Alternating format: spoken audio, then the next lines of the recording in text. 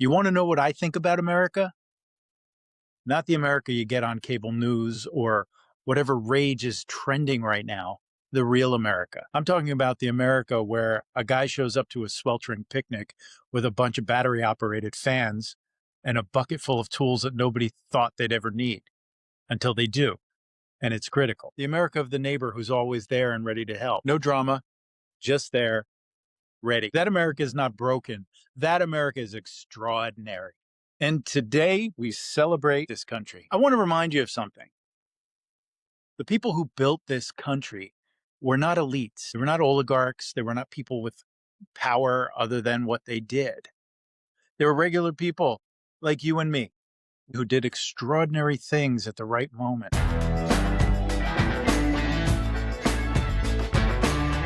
Like I continue to say, these people are all around you. They're your neighbors. They're your friends. They're people you've never met. They're the person standing in front of you in the grocery line.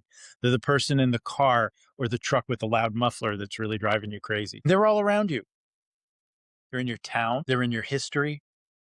And they're in your own backyard. Hi, I'm Dave of the Public Square Project's 5 things you can do to feel empowered when the news just feels like too much. Power in America is the people. Thing 1, Google the historical events that happened in your town, your neighborhood, or county. I mean it. Do it today. Google your own town or your county and historical events. Almost every place in America has some historical event that happened there. A revolutionary skirmish, a stop on the Underground Railroad, an influential person who went on to have a great impact. Find them and talk about them at your picnic. You'll be interested in how people lean in. Most people have no idea what happened on the ground they walk on every day. Thing 2, look up one American hero you've never heard of. Here are a few examples. Sybil Ludington, April 1877. She was 16 years old. She did the same kind of ride that Paul Revere did, only she went 40 miles at night, in the rain, in the dark, to rally the colonial militia after the British attacked Danbury, Connecticut. Paul Revere only rode 16 miles. Another person is Katherine Johnson.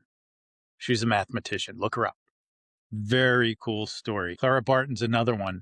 She started the American Red Cross nearly by herself in her own living room. These are American stories. They belong to all of us, and we should know about them. Thing 3, find out what your community contributed to a great American event. Every state, almost every county has something. They sent men to war. They made things that supported the war. They sheltered freedom fighters. They made the steel that built the country. Pennsylvania alone gave America the Declaration of Independence. But this isn't about Pennsylvania. This is about where you live.